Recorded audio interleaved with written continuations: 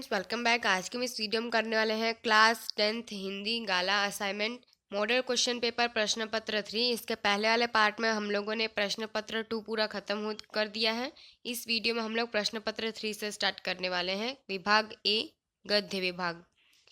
निम्नलिखित प्रश्नों के नीचे दिए गए विकल्पों में से सही विकल्प चुनकर उत्तर लिखिए। क्वेश्चन नंबर 1, किसके बढ़ने पर जीवन भक्ति कम हो जाती है? आंसर है आपका ऑप्शन ए, द्रव्य भक्ति।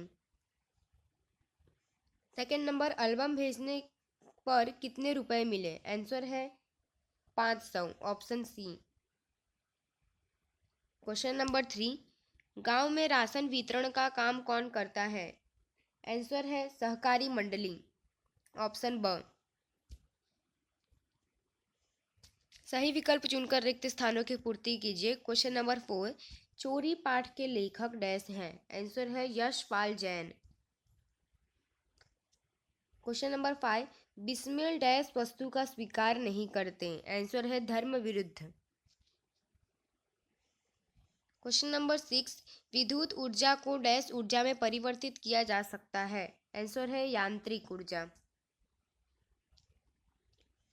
निम्नलिखित वाक्य में से सही विकल्प चुनकर पूरा वाक्य फिर से लिखिए। क्वेश्चन नंबर 7, लेखक सबसे बड़ा काम जीवन जीने को मानते हैं? ऑप्शन ब। क्वेश्चन नंबर 8, सुधा कुलकर्णी ने साक्षात्कार में कहा कि हमें कहीं से तो शुरुआत करनी होगी? ऑप्शन क।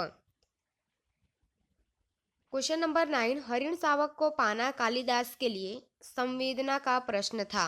ऑप्शन ब। निम्नलिखित प्रश्नों के उत्तर एक एक वाक्य में फिर से लिखिए। क्वेश्चन नंबर 10, लेखक को किस बात का खपत है? आंसर है लेखक को खपत इस बात का है कि जब वे किसी से मित्रता कर लेते हैं, उसे सहृदय पाकर वे उसे पूछ लेते हैं कि हमारा देश उन्नति क्यों नहीं कर रहा है। क्वेश्चन नंबर 11, प्रेमानंद जी ने बुढ़ापे को क्या कहा है? आंसर है बुढ़ापा तृष्णा रोग का अंतिम समय है।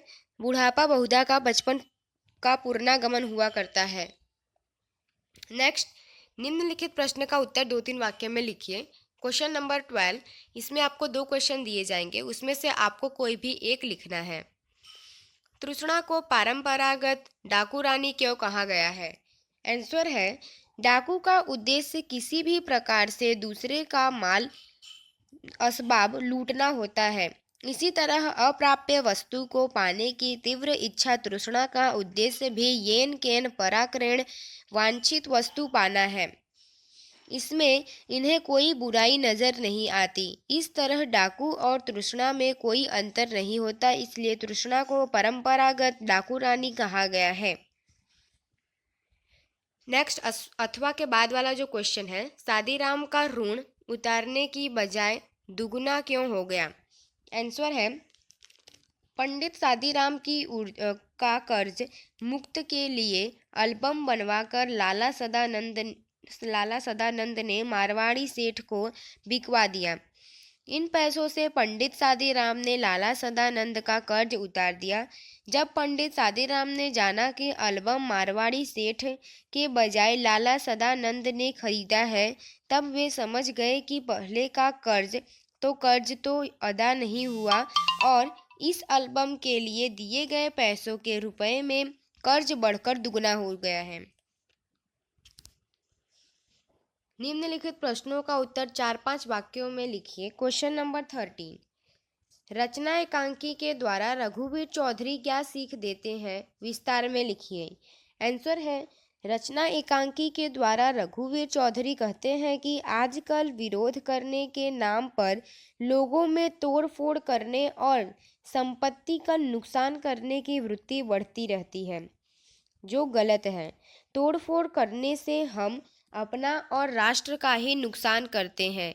इस प्रवृत्ति पर रोक लगाने की आवश्यकता है।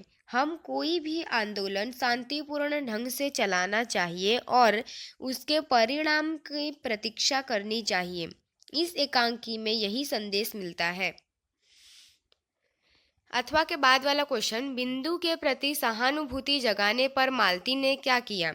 आंसर है दोपहर बीती और शाम होने को आई, पर बिंदु अब तक नहीं लौटा। यह सोचकर मालती को चिंता होने लगी। बेचारा भूखा प्यासा जाने कहाँ भटक रहा होगा। उसके मन में बिंदु के प्रति सहानुभूति जग गई।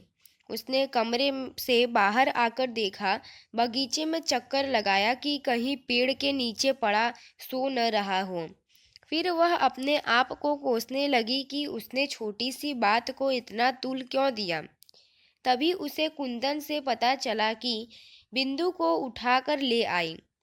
वह उसे चौके में ले गई और स्वयं परोसकर उसे भरपेट खाना खिलाया।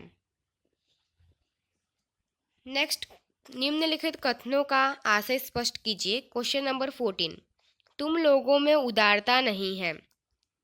आंसर है, प्रस्तुत संदर्भ एक प्रश्न 4 उत्तर गद्य से लिया गया है, जिसके लेखक श्री प्रकाश हैं। लेखक को अपना देश उन्नति क्यों नहीं कर रहा है, इसके कारण जानने की खपत थी।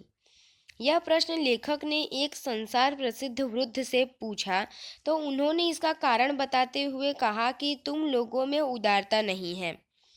यहाँ उदारता शब्द का आशय किसी के विकास का मार्ग अविरुद्ध न करने, अपने विशिष्ट विद्या अपने जीते ही दूसरों को दे देना तथा जरूरतमंदों को काम सिखाने आदि के बारे में उदार दृष्टिकोण रखने से है।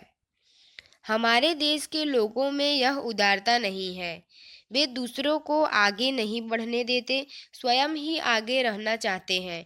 गुणी नवयुवकों में अपनी योग्यता दिखाने का अवसर नहीं देते। वे अपनी विद्या भी किसी को नहीं सिखाते और वह उनके साथ ही खत्म हो जाती है। इससे देश और समाज का बड़ा नुकसान होता है और लोगों को उपयुक्त अवसर पाने से वंचित रह जाना पड़ता है। अथवा के बाद वाला जो क्वेश्चन है, बुढ़ापा बहुधा बचपन का पुनरागमन हुआ करता है। आंसर है, कहते हैं बुढ़ापा बहुधा का ही एक रूप है। वृद्धावस्था में मनुष्य की हरकतें बच्चों जैसी हो जाती है। वृद्धावस्था में मनुष्य के अंग प्रत्यंग कमजोर हो जाते हैं और उन्हें बच्चों की तरह दूसरों का सहारा लेना पड़ता है। दिमाग कमजोर हो जाता है और याददाश्त बच्चों की तरह हो जाती है। दांत गिर जाते हैं और मनुष्य का मुंह बच्चों की तरह पोपला हो जाता है। बच्चों की तरह बूढ़ों को मान अपमान की परवाह नहीं होती। जैसे बच्चों की बात पर ध्यान नहीं दिया जाता, वैसे ही बूढ़ों की बात पर भी ध्यान नहीं दिया जाता है। उनकी इच्छा अनिच्छा का भी कोई महत्व नहीं होता। इसलिए कहा जाता है कि बुढ़ापा बहुधा बचपन का पुनरागमन हुआ करता है। नेक्स्ट, अब आपका आएगा विभाग बी, पद्य विभाग, जो हम नेक्स्ट पार्ट से करने वाले हैं। अगर आपको हमारा वीडियो पसंद आया तो इसे लाइक कीजिए, सब्सक्राइब कीजिए और शेयर कीजिए। मिलते हैं अगले